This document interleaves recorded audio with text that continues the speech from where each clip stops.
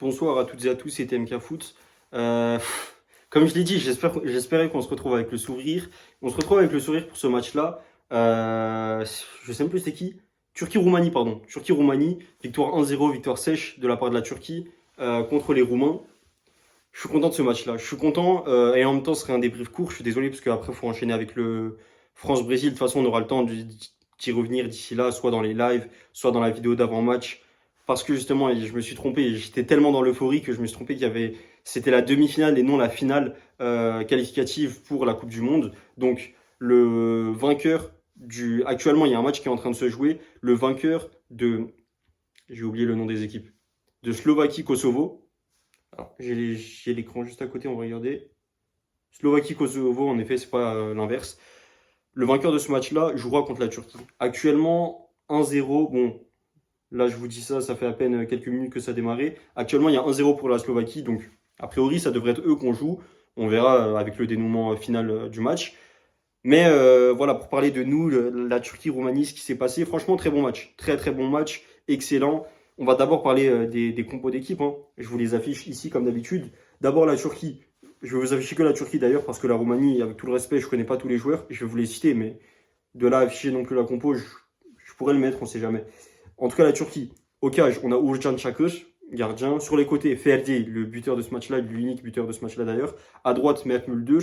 En défense centrale, Samet Akaydın et à côté de lui, Bardakçı. En 6, donc on a Çalhanoğlu, Hakan, capitaine de l'équipe. Et de l'autre côté, Ismail Yüksek. Sur les côtés, Barış Alper à droite. Et à gauche, on retrouve Kenan Yıldız. En numéro 10, Arda Güler. Et en numéro 9, Kerem Aktürkoğlu.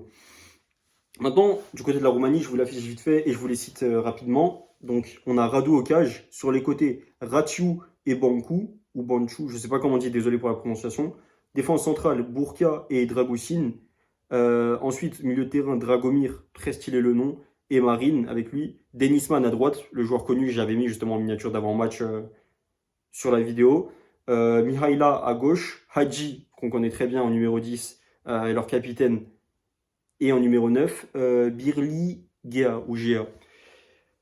Franchement, je suis content du match. Je suis très content du match là. On a fait une très bonne prestation globale. Vous l'avez vu également avec le short à la mi-temps. Mais je suis très très content. On a super bien joué. Tactiquement, on s'est donné à fond. Évidemment, comme on était à domicile, donc tu l'as entendu, dès qu'il y a eu le chant, c'était fou.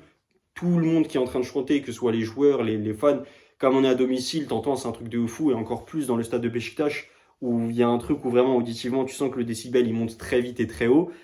Exceptionnel, juste exceptionnel.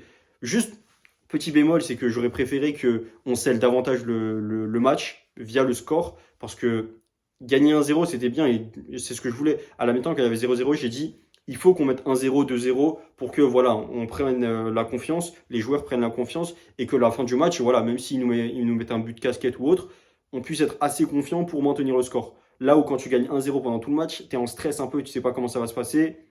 Donc c'est un petit peu compliqué, c'est un petit peu risqué.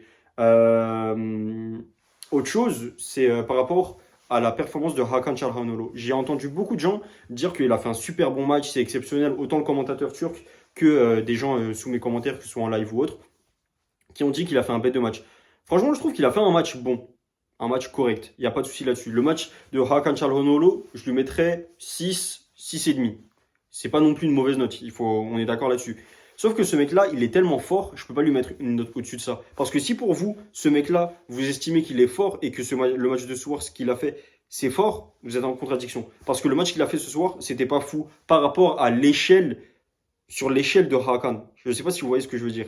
Il y a des joueurs, ils ont leur échelle comme ça. Comme quand je parle de Zahir Emery, je dis que sur l'échelle de Zahir Emery, son match, il est bon ou mauvais. Pareil pour Désiré Doué. Parfois, il remonte et je dis, sur l'échelle de Désiré Doué, ce mec-là, il est en progression. Pas par rapport aux autres joueurs, il ne faut pas forcément se comparer aux autres. Ça, c'est quand tu arrives dans un niveau au-dessus, que tu es ultra fort, ultra régulier. On n'en est pas encore là. Ça, je pourrais le dire par exemple pour des Kvara ou autres. Là, c'est pas le cas, donc doucement. Hakan Çalhanoğlu, ce soir, il est bon son match, mais de là, le mettre homme du match, non. Les hommes du match, tu mets qui? Ferdi, Kenan, Arda, il n'y a pas de souci. Les autres, non. Et d'ailleurs, ces trois-là que je viens de citer, leur trio, il est magnifique. L'entendre sur le terrain, ça se trouve les yeux fermés, c'est juste dingue. Merci pour tout. Vous êtes trop forts, les mecs. Vous êtes tous en plus ultra jeunes. Donc, il y a de l'avenir. L'avenir s'annoncera Dieu, comme on dit. Ça fait vraiment plaisir. Je suis content de ça. Et franchement, sur le reste, je sais pas.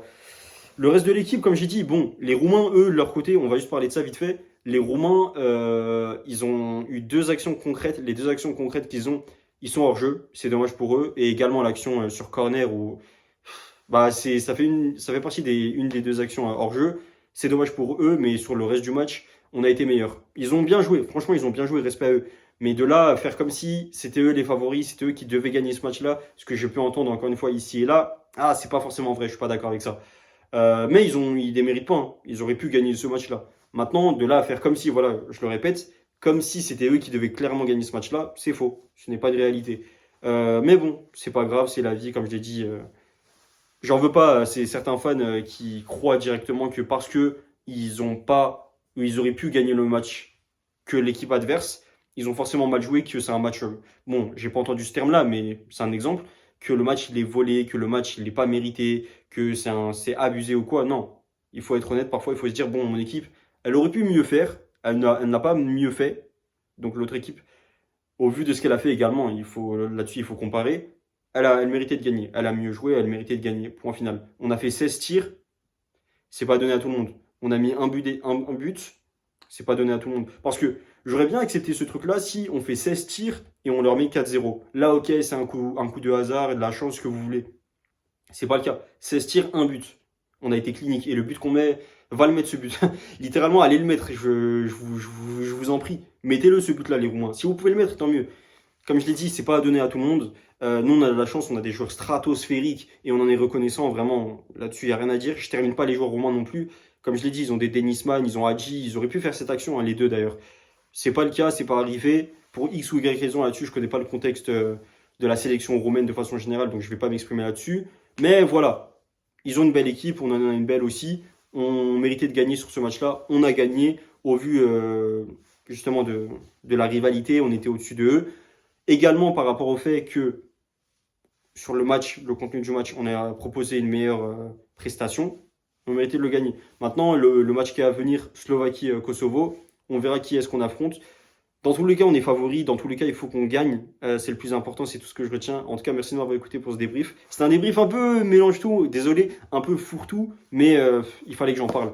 Et mes top du match, vous les connaissez. Kenan, Arda et Ferde, ils ont été exceptionnels. Latéral gauche numéro 10 et ailier gauche. Un peu de variété, ça fait plaisir. Merci pour tout. Merci pour tout. Et moi, je vous dis à tout à l'heure pour le Brésil-France, que je vais également débrief. Bonne soirée. Salut.